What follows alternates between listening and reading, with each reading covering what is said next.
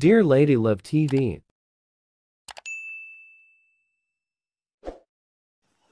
Please Love Me Doctor. Tunghayan na po natin ang ikalawang bahagi. Dumalo kami ni Maris sa puntod ng aming mga magulang. Nag-aalay kami ng bulaklak at nagsindi ng kandila. Ilang minuto pa ay nagpasya na rin kaming umuwi.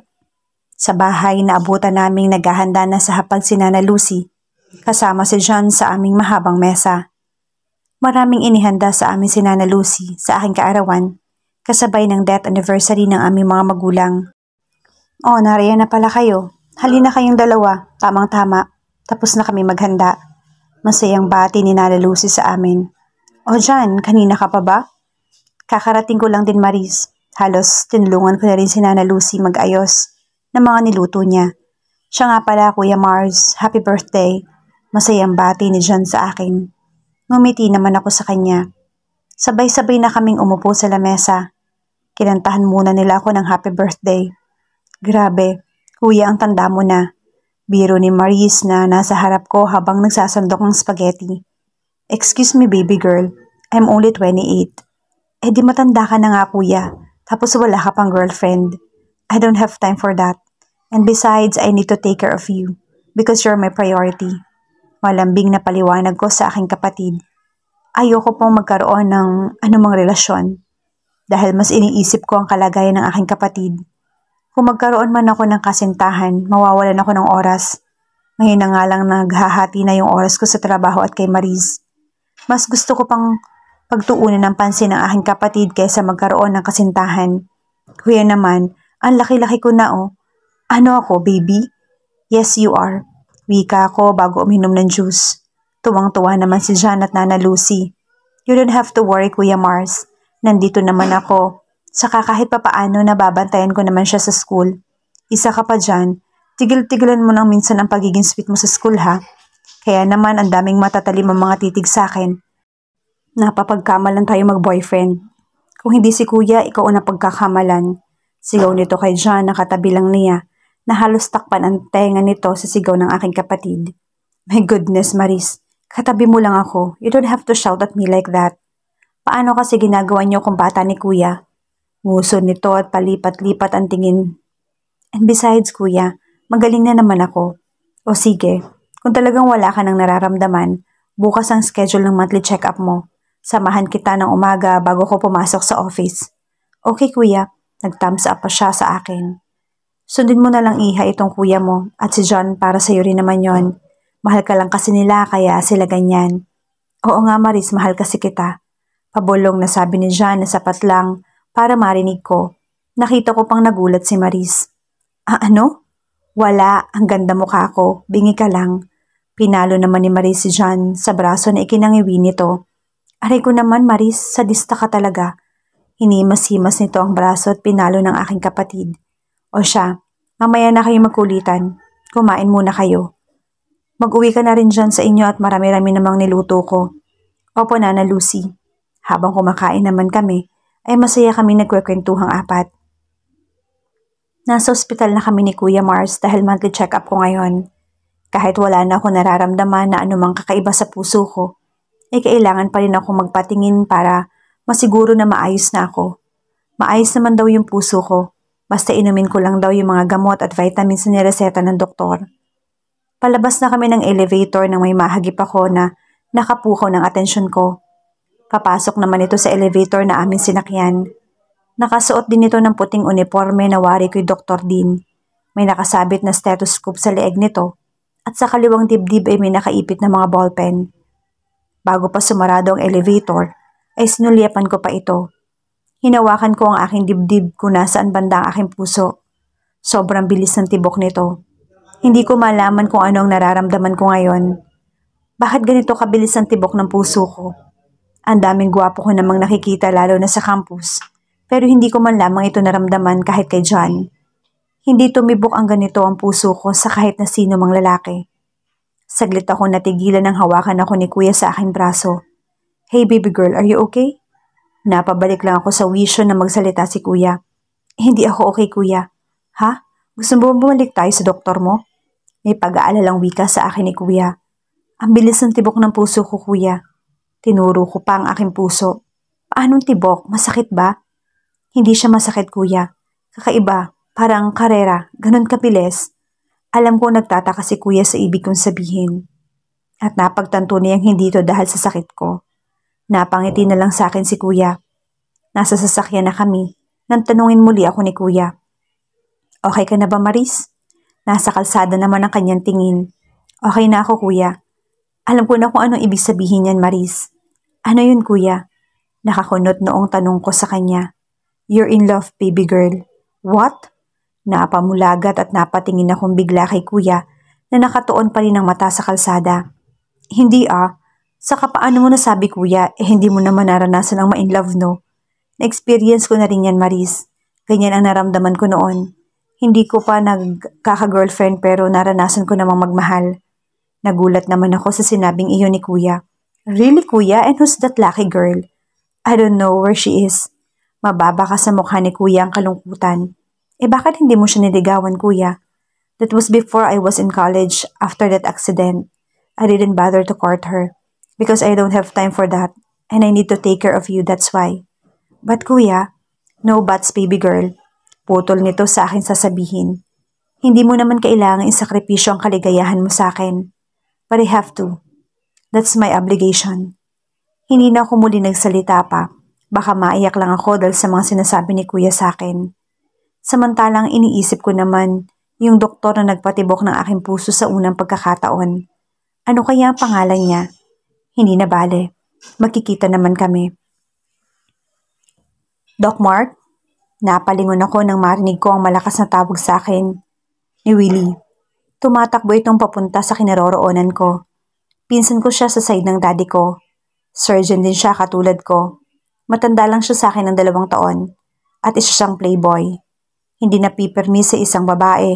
1 week lang ang tinatagal nun sa kanya. At after, iba naman. Yun lang ang pinagkaiba naming dalawa. Gwapo kasi kaya malakas ang loob ng babae. Saan ka galing? Hinihingal niya ang tanong na makalapit na siya sa akin. Nagpatuloy kami sa paglalakad papunta sa aking opisina. Sa ER, may emergency kasi saka isa lang ang doktor na duty doon kaya pinatawag muna ako saglit.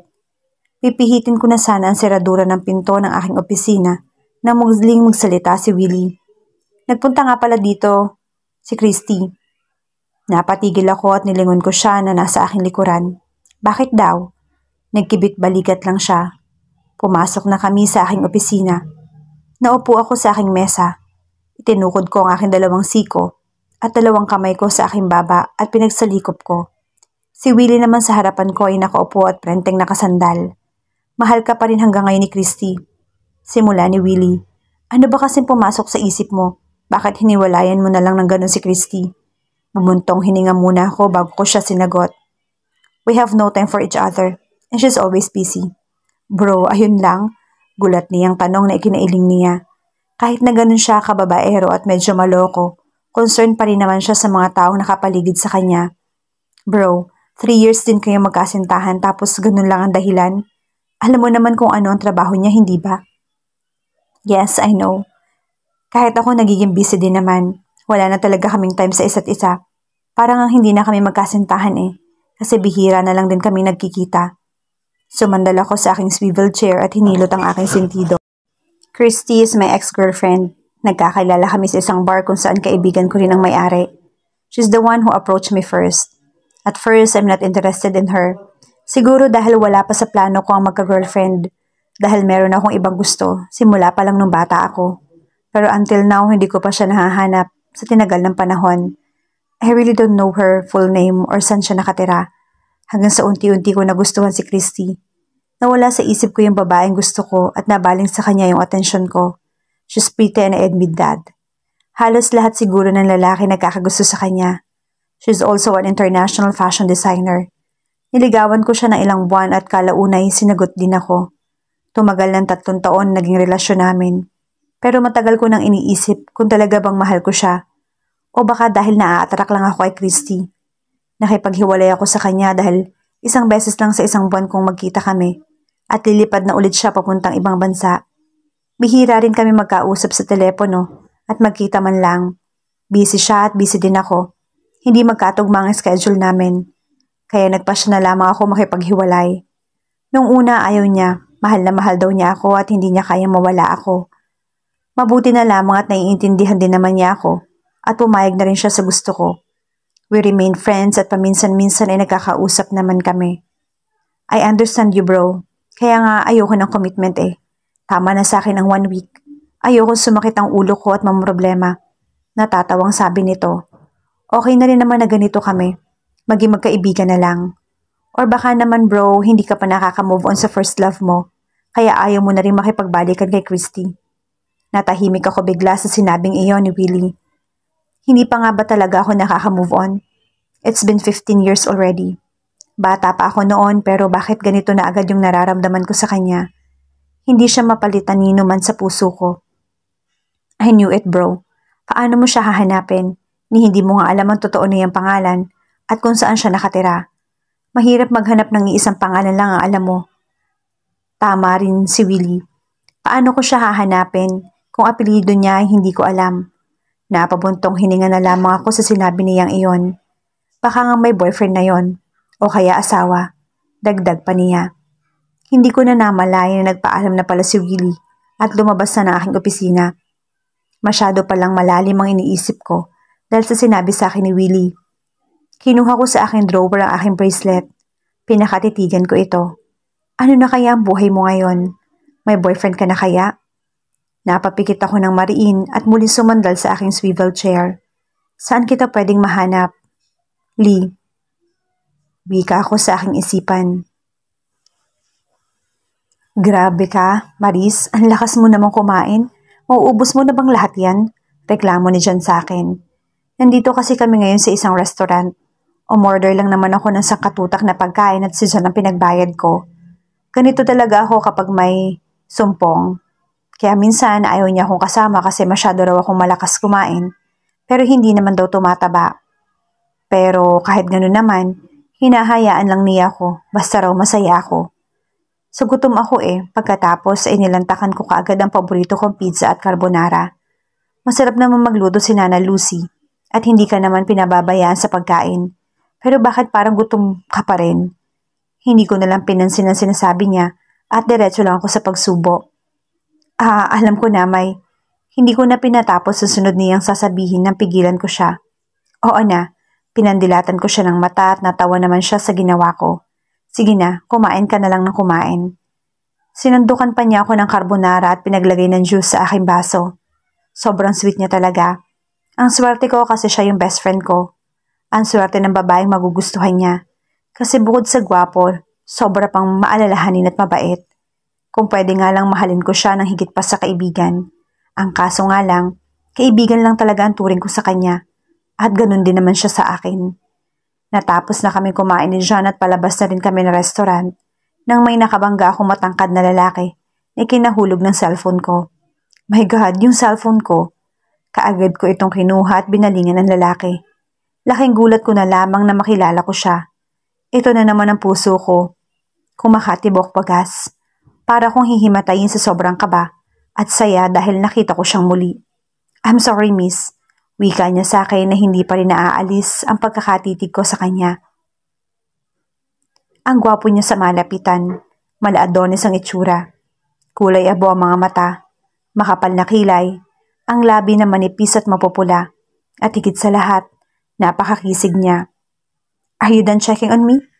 Masungit niya sabi sa akin na ikipinahiya ko. I'm sorry. Nasabi ko na lang at yumuko sa pagkapahiya. Bakit naman kasi ganun ang pagkakatitig ko sa kanya? Nakakahiya tuloy. Masyado naman akong obvious. Sabi ko sa aking isipan. Hey Mark, what are you doing here? Tawag sa kanya ng kasama niya na nauna nang umupo sa loob ng restaurant. Tumingin muna siya sa akin saglit at saka tumalikod na. Sino yung kausap mo kanina? Nakasakay na kami ni John sa kotse. Nang magtanong siya. Wala, nabangga ko lang kanina. Tumango lamang si John at tinuon muli ang tingin sa kalsada. Mark pala ang pangalan niya. Pati pangalan ng gwapo. Napangiti na lamang ako habang naiisip ko yon. Kasama ko ngayon si Willie dito sa park. Iyaya ko muna siya dito pagkatapos namin kumain sa isang restaurant at bago rin kami bumalik sa ospital. Nakaupo kami sa bench at pinapanood ang mga batang naglalaro sa may damuhan. What are we doing here, Mark? Basag ni Willie sa aming katahimikan. Just to relax. Nakatingin pa rin ako sa mga batang naglalaro. Bro, I know. What are you thinking? Yeah, you're right. Sa tingin mo ba'y mahahanap mo pa rin siya dito? It's been 15 long years, Mark. Hindi mo na nga alam kung anong itsura niya na ngayon eh. I sighed on what Willie said. Bakit kasi hindi mo inalam ang buong pangalan niya? Ang dami may pangalang Lee tapos walang apelyido? Naiiling na litanya ni Willie. Masyadong mabilis ang pangyayaring yon and I think she's 6 or 7 years old that time. What? Na-inlove ka sa ganung kabata pa? What the hell? Anong akala mo naman sa akin, Willie, na matanda na ako ng panahon na yon? I'm just 12 years old, okay? Napatapik naman si Willie sa kanyang noo at natawa sa itsura ko.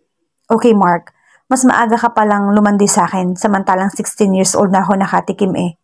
Sinamaan ko naman siya ng tingin at tumagalpak siya ng tawa. Seriously, Willie? Tumawa ulit siya ng malakas. Oo naman, ang sarap kaya. Naiiling na lang ako sa kalokohan niya. Alam mo bro, forget her. Just move on, okay? Paano kung hindi mo siya mahanap? Eh di magpapakatandang binata ka na lang. Aba, kung ganun sayang ang lahi mo. Masasayang lang yung similya mo. Gago ka talaga. Ang dami mong kalokohan. Tumayo na ako at pumunta na sa aking kotse. Kung saan ito nakaparada. Sumunod naman si Willie, natawa pa rin ng tawa.